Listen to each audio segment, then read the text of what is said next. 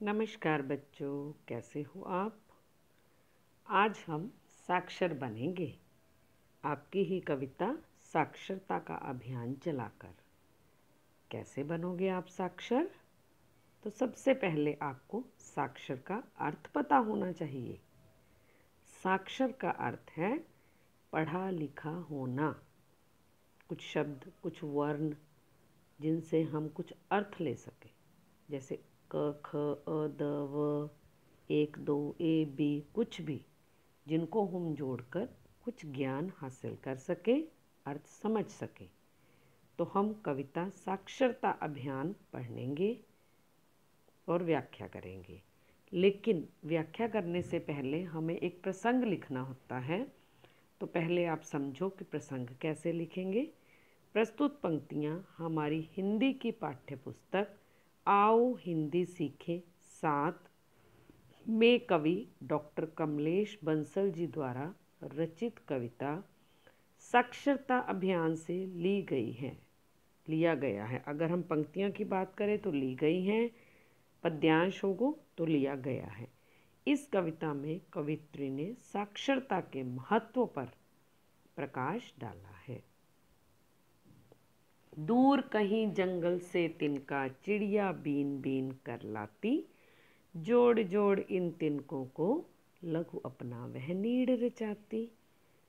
तो यहाँ कवित्री हमें क्या समझा रही हैं कि चिड़िया दूर दूर आसमान में उड़ती है, छोटे छोटे तिनके इकट्ठे करती है और अपना नीड़ अर्थात घोंसला, जैसे हम घर में रहते हैं, वह अपना घर इन तिनकों से बनाती है। वह अथक निरंतर परिश्रम करती है, अर्थात वह थकती नहीं। निरंतर का अर्थ है लगातार मेहनत करती है अपना घर बनाने में। राहगीर पग बड़ा बड़ा कर निज पथ पर चलते रहते हैं, हिम्मत और विश्वास जगाकर मंजिल को पा जाते हैं। राहगीर जो रास्ते पर चलता है, पग अपने पैर आगे आगे बढ़ाता है और हिम्मत और विश्वास कभी नहीं खोता। तो कवित्री समझा रही हैं कि राहगीर अपने पथ पर, अपने रास्ते पर एक एक कदम आगे आगे बढ़ा रहे हैं। वो थक हार कर कभी नहीं बैठते, अपना राह पर हिम्मत और विश्वास से आगे बढ़ते हुए वे अपनी मंजिल अवश्य ही प्राप्त कर लेते हैं। जल की छोटी छोटी बूंदें टपक टपक घट भर देती, घट मतलब घड़ा, छेद एक यदि उसमें कर दे, बूंदें घट खाली कर देती। तो कवित्री क्या समझा रही हैं कि अगर एक घट अर्थात घड़े को पानी के नीचे रखा जाए और उस नल से एक एक बूंद भी अगर पानी की टपक कर घट के अंदर जाए तो उस घड़े को भर देती है, अर्थात बूंद बूंद से घड़ा भर जाता है, समय लगता है। लेकिन अगर उसी घड़े में एक छोटा सा छेद हो जाए तो यही बूंदें भी एक एक करके बाहर निकलकर उसी घड़े को खाली कर देती हैं। एक बूंद घड़ा करने में, भरने में भी सहयोग देती है और उसी घड़े को खाली करने में भी। थोड़ा थोड़ा प्रतिदिन पढ़कर हम ज्ञानी बन सकते हैं, रोज बचाएं यदि एक पैसा, धन एकत्रित कर सकते हैं। तो यहाँ पर क्या समझाया है कि अगर हम हर रोज़ थोड़ा थोड़ा पढ़ें, हम सारा इकट्ठा नहीं पढ़ सकते, ना ही याद रहेगा, ना समझ पाएंगे। लेकिन अगर थोड़ा थोड़ा पढ़ें तो हम भी ज्ञान एकत्रित करके ज्ञानी बन सकते हैं, विद्वान बन सकते हैं। जैसे बूंद बूंद से घड़ा भरता है, वैसे ही अक्षर अक्षर पढ़कर हम भी समझदार हो सकते हैं। प्रतिदिन पढ़कर हम ज्ञान एकत्रित कर सकते हैं और हर रोज़ एक एक पैसा जोड़कर हम बहुत सारा धन भी एकत्रित कर सकते हैं। इकट्ठे पैसे हो ना सके तो हम एक एक पैसा जोड़ते जाएं। गुल्लक लगाओ, एक पैसा, 1 रुपया 50 पैसे जो है उसको जोड़ते जाओ। देखो एक दिन आपकी गुल्लक उस मटके की घड़े की भांति अवश्य ही भर जाएगी।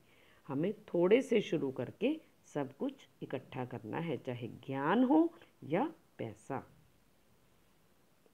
एक एक अक्षर भी हर पल सीखें और सिखाते जाएं, शब्द ज्ञान बढ़ाएं अपना, भाषा पर अधिकार जमाएं। अगर हम क ख ग से शुरू करके एक एक अक्षर सीखेंगे तो हम पूरी वर्णमाला समझ पाएंगे और इसी प्रकार हमारा भाषा पर भी अधिकार हो जाएगा कि एक एक अक्षर प्रतिदिन सीखते जाएं तो अपना ज्ञान भी बढ़ा सकते हैं और भाषा को भी सीख सकते हैं। रखें निरंतर यह क्रम जारी, मेहनत लाती है धनमान, साक्षरता अभियान चलाएं, बन जाएं भारी विद्वान। तो इसमें क्या है कि अगर हम इसी क्रम से थोड़ा थोड़ा पढ़ना जारी रखें और एक एक पैसा जोड़ना जारी रखें तो हम धन, मान, इज्जत सब कुछ प्राप्त कर सकेंगे और विद्वान भी बन सकते हैं। देश भारत के हम सब बालक आगे बढ़ते जाएंगे, श्रम करना है धर्म हमारा, कभी नहीं घबराएंगे। तो हम बच्चों को यही शिक्षा दी जाती है, लेते हैं। अब बच्चों के माध्यम से कवित्री समझा रही है कि हम भारत के बच्चे आगे बढ़ते जाएंगे मेहनत करके। मेहनत करना हमारा धर्म है, मेहनत करने से हम कभी नहीं घबराएंगे और ना ही पीछे हटेंगे। पढ़ लिख कर अपना ज्ञान बढ़ाकर लेकर सबको साथ चलेंगे, ऊंच नीच का भेद मिटाकर जीवन अपना कृतार्थ करेंगे। कवित्री बच्चों के माध्यम से समझा रही हैं कि हम बच्चे पढ़ लिख कर अपना ज्ञान बढ़ाएंगे, एक दूसरे को साथ लेकर चलेंगे, जाति का, रंग का, ऊंच नीच का कोई भेदभाव आपस में नहीं रखेंगे, सबको साथ लेकर ही आगे बढ़ते जाएंगे। तो बच्चों, ये थी आपकी कविता साक्षरता अभियान। आपको भी मिलकर यह अभियान चलाना है और सभी बच्चों को एक साथ लेकर मिलकर आगे बढ़ाना है। आप घर पर बैठे हो तो सहेलियों को भी साथ लेकर पढ़ो और पढ़ाओ। वीडियो अच्छी लगे तो लाइक करें, शेयर करें। धन्यवाद।